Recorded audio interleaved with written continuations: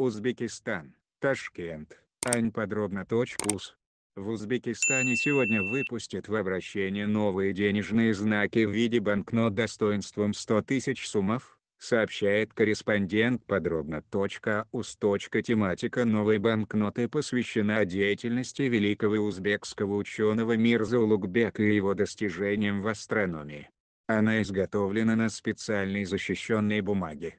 Преобладающие цвета фона лицевой и оборотной стороны – светло-коричневый и голубой.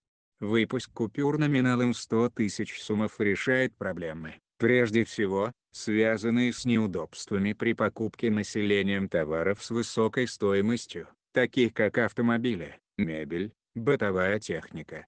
Таким образом, первая задача выпуска новой купюры – удобство в расчетах наличными. Минус, отмечал директор Департамента денежного обращения Центрального банка Фазлиддин Базоров. Кроме того, уменьшится нагрузка на кассиров, работников коммерческих банков при подсчете мелких купюр, упростится выдача заработной платы, пенсий, пособий. Значительно сократятся расходы на выпуск, печатание, наличных денег, а также на их перевозку и хранение. Повысится эффективность.